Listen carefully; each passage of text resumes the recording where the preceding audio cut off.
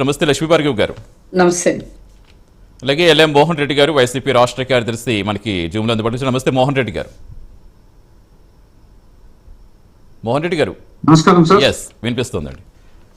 కాసేపట్లో శివభారత్ గారు జాయిన్ అవుతారు, జనసేన అధికార ప్రతినిధి. ముందుగా మోహన్ రెడ్డి గారు మీతో స్టార్ట్ చేద్దాం. అసలు ఏం జరుగుతుంది అనుకుంటున్నారు? ఆల్రెడీ ఛార్జ్ షీట్ దాఖలు చేసిన మరోవైపు మిథున్ రెడ్డి గారు ఇంకా విచారణ కొనసాగుతున్నట్టే కనిపిస్తోంది. నారాయణ స్వామి గారికి నోటీసులు ఇచ్చారని చెప్తున్నారు, సోమవారం వస్తారని చెప్తున్నారు. మీరు మీ పార్టీ నుంచి రెస్పాన్స్ ఏంటి? ఫస్టే చెప్పినాం కదా, ఇవన్నీ ప్యానల్లో పాల్గొన్న మీకు అందరికి నమస్కారం. మేము ముందే చెప్పాము కదా, ఇది ఏమని కక్షపూరితంగా మా పార్టీకి సంబంధించినటువంటి నాయకులు ఎవరెవరు యాక్టివ్గా ఉన్నారో యాక్టివ్గా ఉన్న వ్యక్తులందరినీ వీళ్ళు ఏదో విధంగా అరెస్ట్ చేయాలనే ఉద్దేశంలో భాగంగా వీళ్ళు ఒక పని పెట్టుకున్నారు.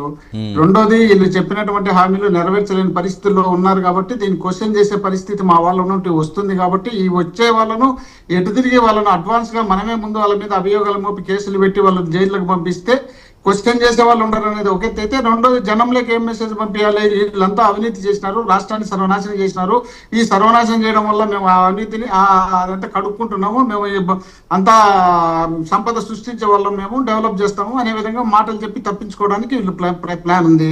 ఇప్పుడు మద్యం గురించి పదే పదే చెప్తున్నారు. మద్యం గురించి మనం మనస్ఫూర్తిగానే మాట్లాడుతుంది. రాజకీయాలు పక్కన పెట్టి మాట్లాడితే మద్యానికి సంబంధించి ఒక్కొక్క నియోజకవర్గానికి 3-4 పోలీస్ అధికారులు, ఎక్సైజ్ పోలీస్ అధికారులు పెడతారు. ఆ ఎక్సైజ్ పోలీస్ అధికారులు మానిటరింగ్ చేసి వాళ్ళు ఉదయం నుండి సాయంత్రం వరకు ఎంత బిజినెస్ అయింది ఆ బిజినెస్ ది CFMS కు డిపాజిట్ చేసిన తర్వాత మరుసటి రోజు పొద్దున్నే దానికి 10 గంటలకు తెరుస్తారు. ఉదయం 10 గంటలకు తెరిచి సాయంత్రం 7 గంటలకు మూసేస్తారు. వీళ్ళు ఆ విధంగా చేసి ఎక్కడే కానీ ఒక్క చోట కూడా బయట మద్యం అమ్మకుండా ఏ ఒక్క చోట అమ్మినా కూడా వాళ్ళ మీద కేసులు పెట్టి ఇబ్బందులు పెట్టినటువంటి సందర్భాలు కూడా ఉన్నాయని మా దృష్టికి కూడా వచ్చిన సందర్భాలు ఉన్నాయి.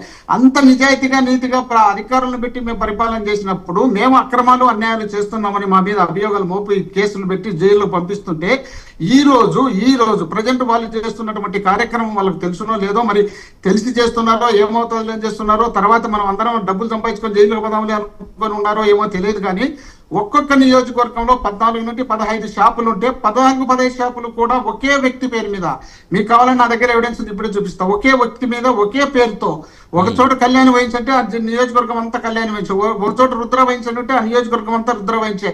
ఇట్లా నియోజకవర్గంలో ఉన్నటువంటి అన్నిటికీ ఒకటే షాపు తీసుకొని, అది కేవలం అధికార పార్టీకి సంబంధించినటువంటి ప్రజాప్రతినిధులే తీసుకొని, ఆ ప్రజాప్రతినిధులు ఇతరులు ఎవరైనా ఒకవేళ ఇతర పార్టీలకు సంబంధించి కానీ ఎవరైనా వచ్చినా కూడా వాళ్ళ నుండి బలవంతంగా లాక్కొని ఈ రోజు ఇష్టం వచ్చినట్టు వాళ్ళే స్టిక్కర్లు వేసి కర్ణాటక నుండి, ఇక్కడ మాకైతే దగ్గరలో ఉంది కర్ణాటక అనంతపురం, కర్ణాటక నుండి మందు తెప్పించి దానికి స్టిక్కర్ వేసి వీళ్ళు బ్రాండ్లు పెట్టి అమ్ముకుంటున్నారు. మరి ఇవే కాకుండా ప్రతి నియోజకవర్గంలోనూ బెల్ట్ షాపులు పెట్టించినారు, ప్రతి గ్రామంలో బెల్ట్ షాపులు ఉన్నాయి. బెల్ట్ షాపుల్లో ఒక్కొక్క బాటలకు 15 రూపాయలు ఎక్సెస్ తీసుకుంటున్నారు.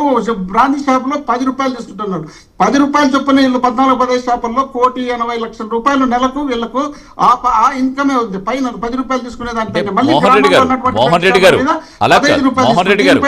కక్ష సాధింపులో ఆరోపణలో ప్రత్యారోపణలు అయితే అక్కడికే ఆగుతాయి. ఆధారాలు ఉంటేనే కదా అధికారుల వరకు వెళ్ళేది, ఆధారాలు ఉంటేనే కదా అరెస్టుల వరకు వెళ్ళేది, కాదంటారా?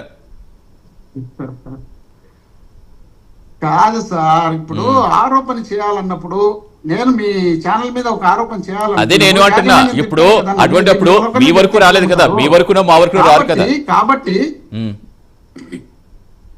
కాబట్టి నేనేమంటున్నానంటే జగన్మోహన్ రెడ్డి గారి ప్రభుత్వాన్ని ఏదో విధంగా అబాస్పాలు చేసినట్టు చూపించాలి. జగన్మోహన్ రెడ్డి అసలు తెల్లవారితే మీరు చూడండి, సాయంత్రం వరకు కానీ ఇప్పుడు దాదాపు 1 ఇయర్ దాటిపోయింది కదా, ఏ ఒక్క రోజైనా ఆ పేపర్లలో జగన్మోహన్ రెడ్డి గారి ఫోటో కానీ జగన్మోహన్ రెడ్డి గారి మ్యాటర్ లేకుండా వచ్చినటువంటి సందర్భం ఏ ఒక్క రోజన్నా ఉందా? ఇంతవరకు ఒక్క కేసునన్నా ప్రూఫ్ చేయగలిగినారా? వాళ్ళు లేనిపోనివన్నీ ఆరోపణలు చేసుకుంటూ వాళ్ళ ఆయన పేరు చెప్పకపోతే వీళ్ళకి రేటింగ్ రాదండి, ఆయన పేరు చెప్పి నడిపించకపోతే వీళ్ళకి రేటింగ్ రాదండి. నిన్న ఒక ఆయన చెప్తున్నాడు, మాకు కర్నూలు జిల్లాలో మీటింగ్ పెట్టి ఆర్థిక శాఖ మంత్రి పయాల కేశవ్ అనుకుంటా, ఆయన ఏది 78లో అంజయ్ గారి నుండి ఇప్పటి వరకు వరుసగా తీసుకుంటే అందరు ముఖ్యమంత్రులు ఉన్నారంట ఆ పార్టీలో.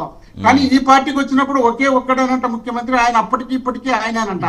అది ఆయన చెప్పుకుంటున్నారు. మరి అదే ముఖ్యమంత్రి ఏ ఒక్క రోజున ఒకే ఒక్క పార్టీతో పోటీ చేసి గెలిచినటువంటి సందర్భం ఉందా?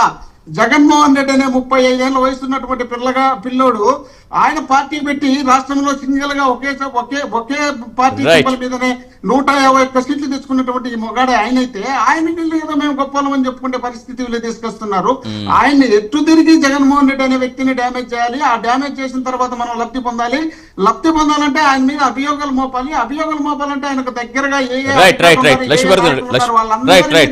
భార్గవ్ గారిని అడుగుతాం. లక్ష్మీ భార్గవ్ గారిని అడుగుతాం. ఒక నిమిషం. మోహన్ రెడ్డి గారు మళ్ళీ ఆన్సర్ తిరిగారు మీరు అడిగిన దానికి అతను ముందుగా అడిగారు. అసలు ఏం చెప్తారంటే ఒక నిమిషం. ఎస్ భార్గవ్ గారు.